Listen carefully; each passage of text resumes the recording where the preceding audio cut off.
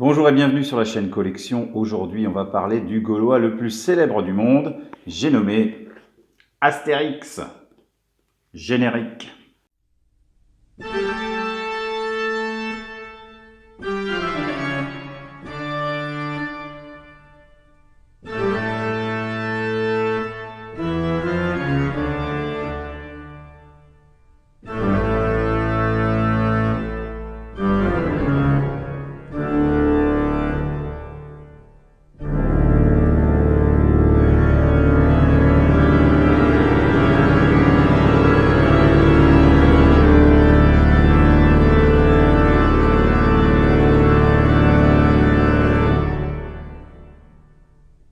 Astérix, c'est 40 bandes dessinées, c'est 380 millions d'albums vendus dans le monde, traduits dans plus de 100 langues. À titre de comparaison, Tintin n'a vendu que 250 millions de volumes, ce qui est pas mal non plus, on en convient. Les créateurs d'Astérix, donc Albert Uderzo le dessinateur, et René Goscinny au scénario.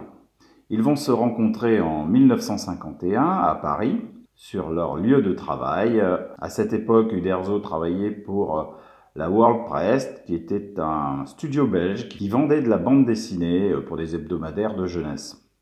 Il va donc rencontrer Goscinny, qui revient des États-Unis. Albert Uderzo et René Goscinny ont beaucoup de points communs. Entre autres, ils adorent Walt Disney, Laurel et Hardy et bien entendu les bandes dessinées. Ce qui va les amener à être amis et à collaborer sur des projets de bandes dessinées. Alors, parmi les bandes dessinées qu'ils ont faites avant Astérix, on peut noter Papa, l'histoire donc d'un Indien d'Amérique du Nord qui va rencontrer des colons français. C'est très sympathique, très amusant. Il y a quelques BD. Moins connu, Jeu en pistolet, une histoire de corsaire. J'ai actuellement 3 volumes, mais il en existe 4. Ils ont aussi collaboré sur Luc Junior, une sorte de sous-Tintin d'après Albert Uderzo. Et puis en 1959 doit sortir le premier numéro de Pilote, donc un hebdomadaire pour la jeunesse qui publie de la bande dessinée, entre autres, mais pas que. Et ils ont l'idée au départ de faire une bande dessinée sur le roman de Renard. Sauf que l'idée est déjà prise, donc ils vont devoir très rapidement changer. C'est au cours d'une réunion de brainstorming entre Albert Uderzo et René Goscinny, une réunion a priori bien arrosée, mais c'est la légende qui le dit, ils auraient fini par se mettre d'accord pour faire une histoire de Gaulois. L'idée de Goscinny, c'était de faire un anti-héros, Astérix. Il va donc faire un personnage intelligent, petit, à la limite chétif, on pourrait dire, mais qui sera quand même un guerrier. Uderzo va lui proposer de lui adjoindre un ami, qui lui serait costaud, et on reconnaît là un petit peu la dualité qui peut exister par exemple dans Laurel et Hardy, dont ils sont fans. Le début de ma collection d'Astérix, je l'ai en intégrale, des belles intégrales en cuir que j'ai depuis longtemps, avec à l'intérieur en général 5 histoires, et puis des petits compléments sur les auteurs, ou sur le héros.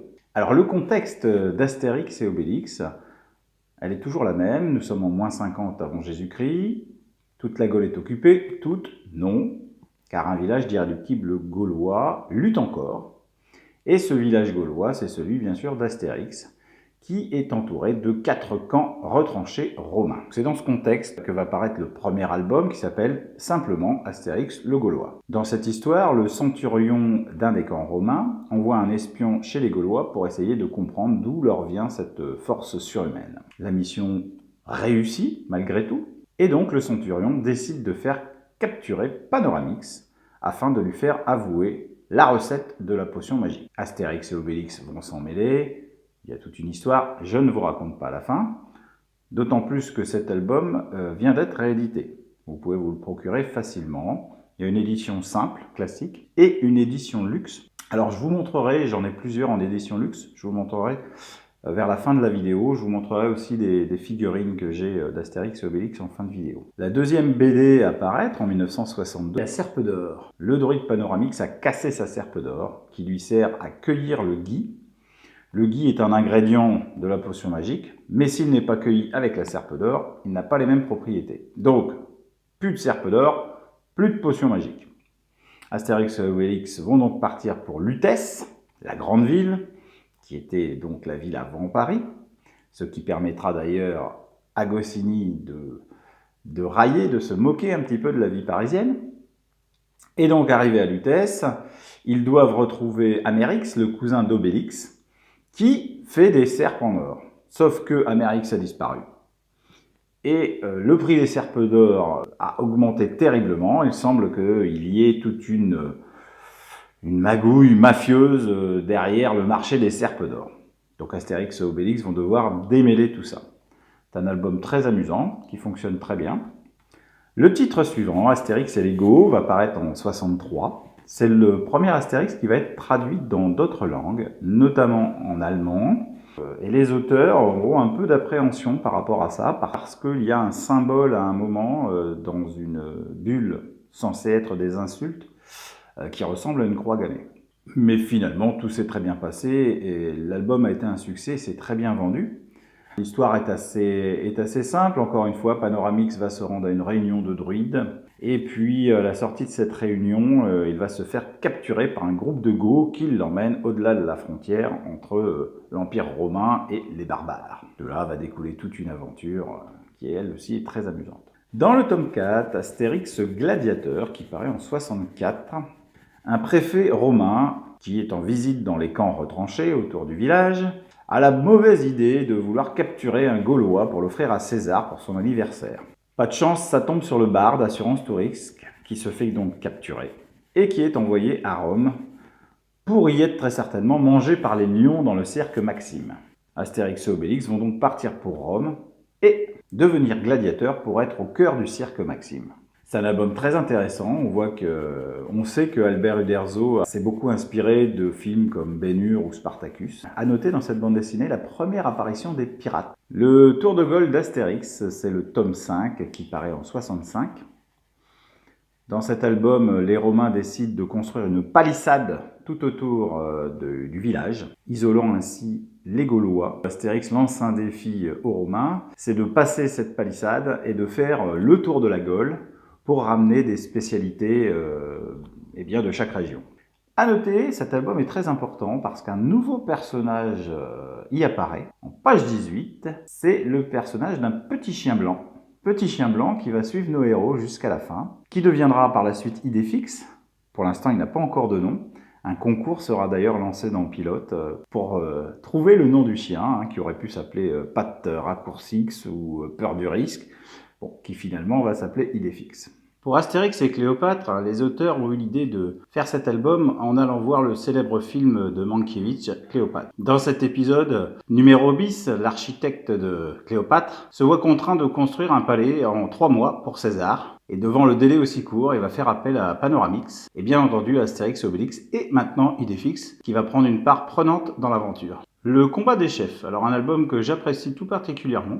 Pour le scénario, Goscinny s'est appuyé sur une coutume gauloise, est-elle vraie ou fausse, peu importe. Et cette coutume veut qu'un chef de village peut défier un autre chef de village, et s'il gagne, devenir chef des 2 villages. C'est assez simple, et ça évite les guerres fratricides. Donc les Romains vont trouver un chef de village capable de défier Abraracourcix, et dans le même temps essayer d'éliminer Panoramix. Bien malheureusement, c'est Obélix qui va neutraliser Panoramix d'un coup de menhir, et celui-ci va devenir complètement gâteux et impossible pour lui de se souvenir de la potion magique. Rassurez-vous, cette histoire très très drôle finira quand même bien. Astérix chez les Bretons, cette fois-ci, nos Gaulois vont passer la Manche pour répondre à l'appel du cousin d'Astérix, Joli Thorax, et essayer de prêter main forte donc aux Bretons contre l'armée de Jules César. Dans ce livre, Goscinny va s'amuser à passer en revue tous les clichés que l'on a sur l'Angleterre.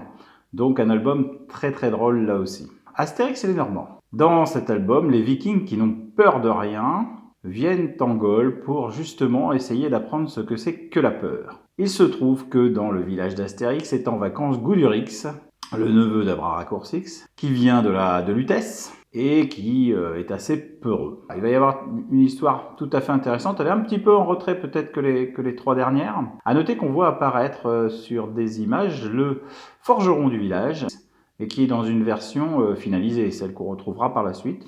On voit aussi un vieux monsieur sur une canne qu'on pensait être H. Canonix, mais qui là encore n'a pas encore de nom. Dans Astérix Légionnaire, justement, on parle des habitants du village. On va découvrir une jeune fille, Falbala, qui malheureusement pour elle reçoit une mauvaise nouvelle. Son fiancé a été emmené de force dans la Légion romaine. Et donc, bien nos héros vont partir s'engager pour la Légion pour retrouver Tragicomix. Le bouclier Arverne. Cet album parle du bouclier Arverne, qui était donc le bouclier de Vercingétorix, celui qu'il a laissé au pied de César avec ses armes. Mais le gros de l'histoire, c'est surtout Abraracourcix qui va partir en cure, car il a trop abusé de la nourriture et de la cervoise. Nos deux amis vont le suivre, nos trois amis avec Idéfix, et il va y avoir toute une aventure ensuite autour de ce bouclier. Bon, je vous raconte pas plus, c'est très sympa. Astérix aux Jeux Olympiques. Nos Gaulois vont vouloir participer aux Jeux Olympiques. Au départ, on leur dit que ce n'est pas possible puisque c'est réservé aux Grecs et aux Romains. Mais vu qu'ils sont sous la coupe des Romains, ils vont quand même s'y inviter, sachant qu'avec la potion magique, ils espèrent tout gagner. Or, arrivés sur place, on va leur indiquer que la potion magique est interdite. Ils vont devoir concourir sans potion magique. Et bien entendu, il y a une grosse rivalité avec les Romains qui ne veulent pas les voir passer devant. Astérix et le Chaudron, une bande dessinée très intéressante. L'histoire, c'est un chef de village gaulois qui vient mettre ses économies dans le village d'Astérix. Parce que bien entendu, les Romains, une fois qu'ils ont conquis le pays, ils lèvent des impôts. Et ce village ne veut pas leur donner d'argent. C'est donc Astérix qui est le gardien du trésor. Mais malheureusement, on va lui voler ce chaudron plein de pièces. La réputation du village est en jeu. Il va donc partir avec Obélix qui ne veut pas le laisser seul pour essayer de gagner de l'argent et rembourser ce qui a été volé. Donc ça va être très drôle, ils vont faire des combats, ils vont faire du théâtre, ils vont faire la manche, ils vont jouer aux courses, enfin bon, jusqu'à ce qu'ils comprennent le problème et où est réellement cet argent. C'est un album très intéressant. Astérix en Hispanie, ça raconte l'histoire d'un otage qui vient d'Hispanie, un petit garçon, et dont Astérix et Obélix vont avoir la charge après l'avoir libéré des Romains. Ils vont donc le ramener chez lui en Hispanie. Alors tout l'intérêt de l'album réside dans le fait que cet enfant est infernal. Ça va être plus dur à gérer pour les Gaulois que ce qu'on pouvait penser. Chose importante, c'est la première fois qu'on voit Ordre Alphabetix, le poissonnier. C'est plutôt important puisque c'est lui qui va être générateur des grosses bagarres qui vont se dérouler à l'avenir dans le village. La zizanie. Voilà aussi un album très intéressant. César va envoyer un personnage qui a un don, celui de créer la zizanie, par des petites phrases bien placées. Ce personnage va arriver au village d'Astérix et va créer petit à petit la zizanie. Je ne vous en dis pas plus sur l'histoire, c'est vraiment très intelligent comme album. A noter que c'est dans cet album, la zizanie, qu'apparaît la femme d'âge Canonix. Alors on y voit aussi Bonne Mine qu'on avait déjà vu avant, mais dans une version plus définitive, j'ai envie de dire, comme elle apparaîtra après dans chaque album. Astérix chez les Helvètes, c'est un Romain des services fiscaux, un questeur, qui est envoyé chez le gouverneur romain de Condate. Alors Condate, c'était l'ancêtre de Rennes, et ce gouverneur passe son temps à faire des orgies et à dépenser l'argent de Rome dans des orgies. Une fois sur place, il va être empoisonné et il va demander l'aide de Panoramix pour être soigné. Malheureusement, pour faire la potion qui peut l'empêcher de mourir, il faut un Edelweiss, cette petite fleur qu'on trouve en haut des montagnes. Et donc Astérix et Obélix vont s'y employer et partir en Helvétie, l'actuelle Suisse, pour trouver l'Edelweiss et que le traitement puisse être efficace. Alors c'est un album très intéressant, ça permet bien entendu à Goscinny de rappeler nombre de clichés sur la Suisse, notamment sur les contes suisses. C'est la première fois dans un album d'Astérix qu'il y a un Romain du côté de nos Gaulois. Le Domaine des Dieux, c'est un très bon album aussi. César, ne sachant toujours pas comment combattre nos Gaulois, décide de faire construire des immeubles romains près du village. Il veut en quelque sorte les romaniser de force. Un album vraiment sympa, mais bon, le plan de César échouera. Les Lauriers de César, c'est une superbe aventure. Elle débute à Lutèce, où Abraracourcix et sa femme Bonne Mine viennent rendre visite au frère de Bonne Mine, Homéopatix. Donc, comme dans tout repas de famille, ça s'agite, ça boit, Et au final, Abraracourcix va lancer un défi à Homéopathix de faire un plat cuisiné à base de la couronne de laurier de César. Et donc nos deux Gaulois vont être envoyés à Rome pour trouver la fameuse couronne de laurier de César. Donc, arrivés à Rome, ils vont se faire passer pour des esclaves, pour essayer d'intégrer des très hautes familles romaines, histoire d'approcher au plus proche César, pour espérer trouver la couronne de laurier. C'est vraiment très amusant, il y a plein de péripéties. Un album que j'aime beaucoup. Alors le devin, c'est un personnage qui abuse de la crédulité des gens. Bien entendu, ça ne marche pas avec tout le monde, notamment pas avec Astérix. Et ce devin va être chassé. Mais ce devin a fait une prédiction qu'il faut abandonner le village parce qu'il va être envahi par des odeurs nauséabondes qui vont les rendre malades. Et donc beaucoup veulent quitter le village alors que ce n'est qu'une manœuvre pour que les Romains puissent prendre la place. Astérix en Corse, c'est un album assez sympa, qui ressemble un petit peu à Astérix en Hispanie. En tout cas, ça débute un peu de la même façon. Il délivre un otage corse et il décide de le ramener dans l'île de Beauté. Voilà, dans cet album, bien entendu, Goscinny s'y donne à cœur joie pour énumérer tous les clichés habituels sur la Corse. C'est un album très sympa à lire. Le cadeau de César, où un légionnaire ayant fini son temps va se voir affublé d'un cadeau très particulier. Il se trouve qu'il est alcoolique et qu'il a insulté César juste avant son dernier jour. Et donc César va lui offrir en cadeau le village gaulois. Bonne blague. Chemin faisant, bien sûr, il va s'arrêter dans une auberge pour boire. Et n'ayant pas de quoi payer, il va proposer à l'aubergiste de payer avec ce fameux cadeau, donc le village gaulois. L'aubergiste, sa femme et sa fille vont donc partir pour prendre possession du village d'Astérix et d'Obélix. Arrivés sur place, eh bien, on va leur dire que c'était pas la peine de venir parce que César ne peut pas offrir ce qu'il ne possède pas. Et il possède toute la Gaule, sauf le village gaulois. Donc bien embêté, il va malgré tout rester là, ouvrir une auberge, parce que Orthopédix, c'est son nom, a décidé de devenir chef du village. Donc il va y avoir toute une histoire qui ressemble étrangement à une campagne électorale, et c'est très intéressant, très amusant. Comment se faire bien voir pour acheter les voix. Une caricature de notre modèle politique. La Grande Traversée, c'est une histoire qui va mener Astérix et Obélix, partis à la pêche et surpris par un orage, jusqu'au Nouveau Monde. Ils vont découvrir le Nouveau Monde et avoir des relations donc avec les Amérindiens. Les auteurs n'étaient pas revenus à ce genre de choses depuis Umpapa, qu'on a vu au début sur les Indiens d'Amérique. C'est un mélange très intéressant, pas mal trouvé comme idée de scénario. Alors Obélix et compagnie, voilà un album qui est absolument incroyable. Dans cet album, César va envoyer Caius Sogrenus vers les Gaulois, car celui-ci a une théorie, les rendre riches fera d'eux des décadents. Et donc il va partir dans le village et expliquer aux habitants du village, en commençant par Obélix, comment faire fortune et gagner de l'argent. Et ça va prendre. Le poissonnier, le forgeron, tous vont vouloir en croquer. C'est un album très intéressant sur l'argent en fait, sur le capitalisme quelque part. Alors à noter que ce Caius Sogrenus a les traits de Jacques Chirac, qui a donc été notre président, mais à l'époque il ne l'était pas, il était maire de Paris. Et une anecdote dit d'ailleurs qu'il avait reçu Uderzo et Goscinny à la mairie de Paris pour une exposition et qu'il leur avait dit « Vous pouvez me payer un verre parce qu'avec moi vous avez gagné de l'argent. Avec ma tête vous avez gagné de l'argent. » C'est une anecdote amusante. C'est un album vraiment atypique et avec un fond politique intéressant. Astérix chez les Belges. Dans cet album, et c'est véridique, Jules César aurait dit que de tous les peuples, les Belges étaient les plus braves. Quand il apprend ça, Abraracourcix est très énervé et il décide de partir avec Astérix, Obélix et Idéfix en Belgique pour voir ce qu'il en est.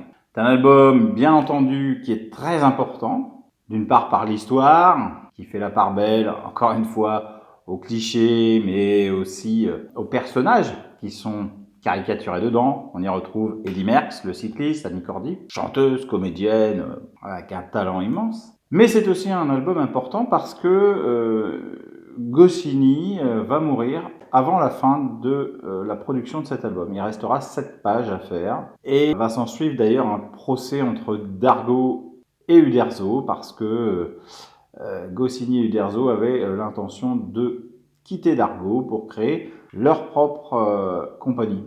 Je viens de me rendre compte que j'avais le volume 7 dans cette collection. D'après mes souvenirs, ça s'arrêtait au volume 6. Alors j'ai dû le recevoir après coup, puisque c'était un cadeau de mes parents à l'époque. Du coup, vous voyez, eh ben, toutes celles-là, je les ai. En fait, peut-être j'ai pas la surprise de César, puisque c'est le livre d'un dessin animé, mais mini-histoire, Le Grand Fossé, l'Odyssée, le fils d'Astérix. Je les ai, me semble-t-il. Je farfouille. Les mini-histoires, c'est ça, c'est la rentrée gauloise. Bien entendu, Le Grand Fossé, l'Odyssée d'Astérix, la fils d'Astérix. Ok, voilà, on va les faire, mais quand même, voilà, une petite surprise en direct. Alors, je suis assez étonné parce que je pense que les premiers volumes jusqu'à Astérix chez les Belges sont pas forcément très cotés. Par contre, après, le dernier, ouais, c'est le dernier ou l'avant-dernier. C'est peut-être bien l'avant-dernier, il doit être coté. Alors, pour ceux qui ont vu ma vidéo sur le BDM, vous savez comment ça se passe. Sinon, je vous invite à aller regarder cette très très bonne vidéo avec Laurent Turpin, le co-auteur du BDM. Édition de luxe, édition d'Argo Rombaldi. Voilà. Alors, tome 1 à 6, donc jusqu'à Astérix chez les Belges que je viens de vous montrer, 35 €. Tome 7, 100 €. Bah, je suis le premier surpris. Et il existe un tome 8 à 150 €. Alors, celui-là, je ne l'ai pas, par contre. Donc, très certainement, je l'ai eu en cadeau a posteriori. Et bah, c'est une très bonne surprise. Donc, on va continuer, mais bon, je vais prendre dans l'ordre, parce que ce volume n'est pas forcément dans l'ordre chronologique, en mettant les petites histoires en premier.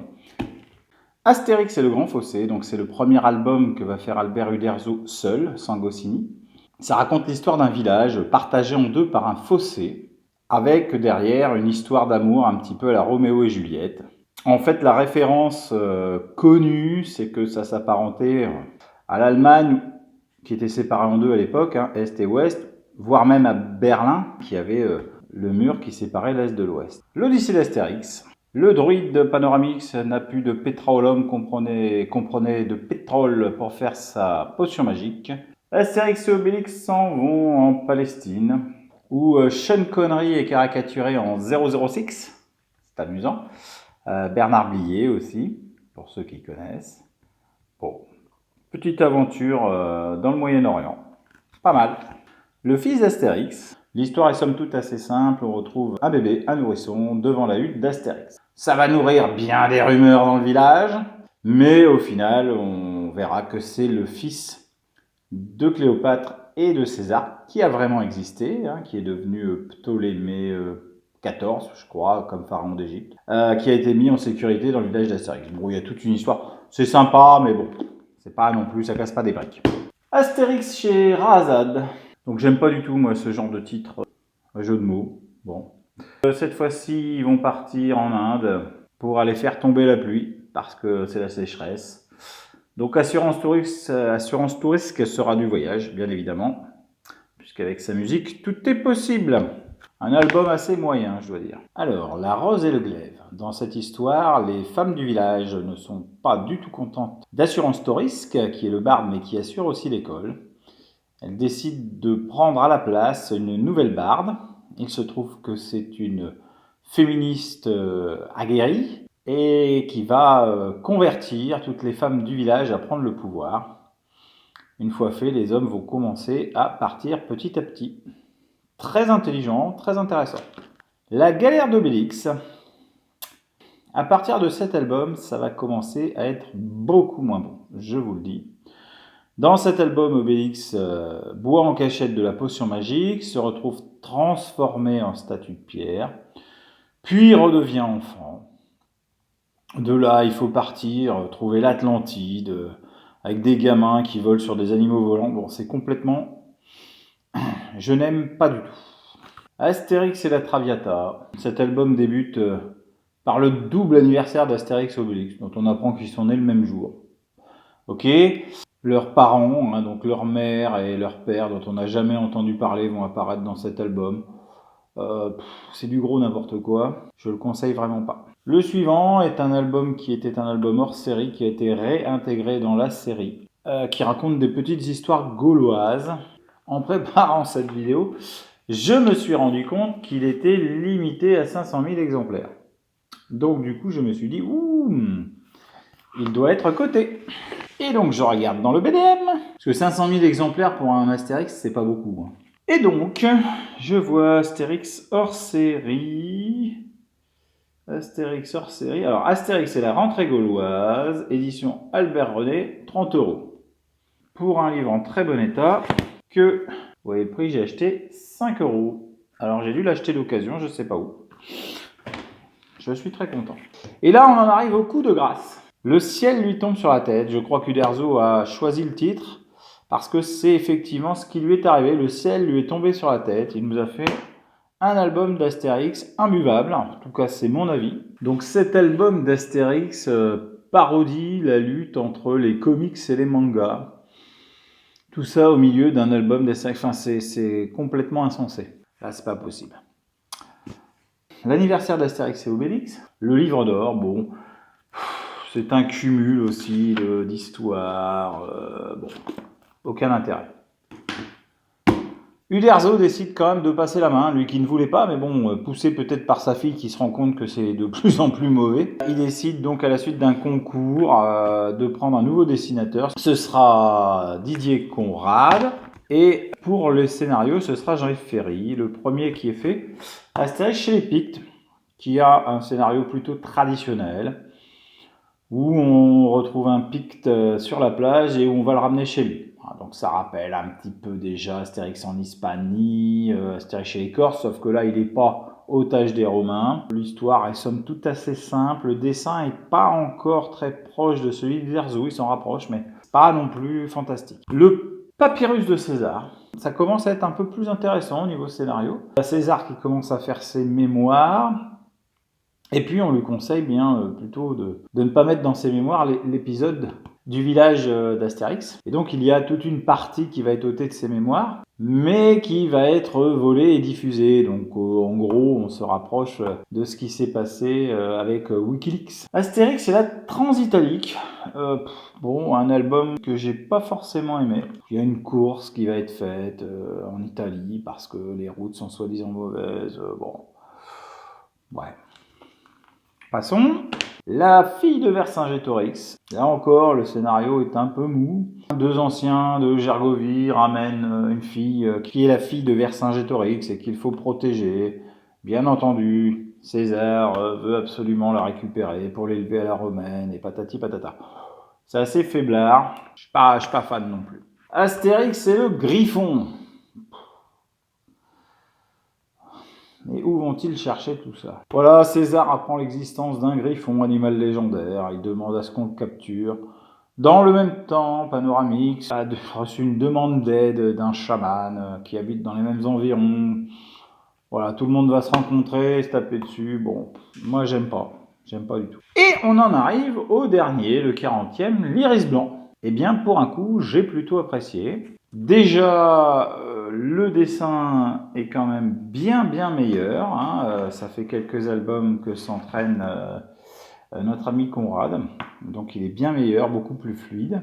L'histoire est assez actuelle. Elle va parler de bienveillance, de bien-pensance. C'est très actuel. C'est pas forcément formidable, mais c'est très actuel. Et je trouve que au niveau du scénario, alors les textes sont de Fab Caro. On a changé, hein, c'est plus Jean-Yves Ferry. Je trouve ça beaucoup plus intéressant. Il a mis énormément de gags. Alors on est loin de Goscinny encore. Hein, il y a du boulot, mais on sent que c'est bien mieux travaillé. Il y a plein de petits jeux de mots, il y a plein de choses très intéressantes. Je recommence à rigoler devant Astérix, chose qui ne m'était pas arrivée depuis Astérix chez les Belges. Donc l'espoir est permis pour l'Iris Blanc, j'ai vraiment bien aimé. Alors je vous ai dit que je vous montrerai les albums luxe.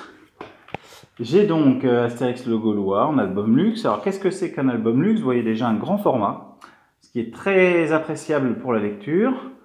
Nous avons l'histoire, bien entendu, et nous avons le facsimilé des planches en noir et blanc. Voilà, plus un dossier, plusieurs pages, etc. C'est très sympa. Alors le problème, là il vient d'être réédité. En général, c'est autour de 40 €. Mais très vite, c'est épuisé et ça prend beaucoup de valeur. La Serpe d'Or, Astérix et Cléopâtre. Alors, il y avait aussi en album luxe le Tour de Gaulle, mais je n'ai pas été assez prompt, je n'ai pas été assez rapide, il est épuisé. Et maintenant, pour l'avoir, il faut payer très cher, donc je ne l'aurai sûrement pas, dommage. Le combat des chefs, Astérix chez les Bretons, le bouclier Arverne, Astérix aux Jeux Olympiques, Astérix chez les Belges. Et voilà, il existait aussi en album luxe un Astérix, le domaine des dieux. Encore une fois, j'ai pas été assez prompt, j'ai pas été assez rapide et donc il est épuisé. Dommage pour moi. À noter qu'il existe aussi un Astérix en Hispanie luxe qui n'existe qu'en langue espagnole. Alors après, il y a d'autres albums luxe, notamment dans tous les albums qui ont été faits par la suite. Moi, je ne les ai pas achetés parce que je suis resté sur l'idée que Astérix c'était Uderzo et Goscinny. Voilà, j'ai beaucoup moins apprécié les albums après, donc je vois pas trop l'intérêt d'aller dépenser 40 balles sur un truc que j'aime pas forcément déjà quand on le paye 12 balles, quoi. Bon, voilà, c'est personnel, mais c'est comme ça. La première figurine que je vous montre, c'est un Astérix avec le sanglier. C'est une sculpture de Leblond de Lienne. Voilà, Marie Leblond, elle avait un magasin à Lille et c'était une vraie caverne d'Ali Baba. Donc ça, c'est le premier que j'ai acheté. Derrière, vous voyez Obélix dansant. Donc pareil, c'est une résine, hein, Leblond de Lienne.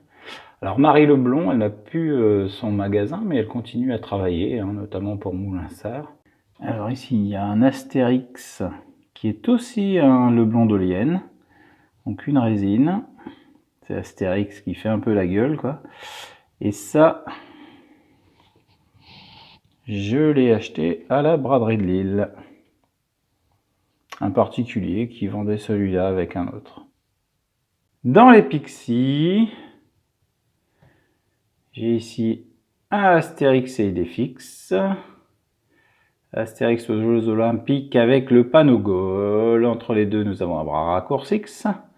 Sur la gauche, Assurance Tout Risque, H Canonix, Falbala,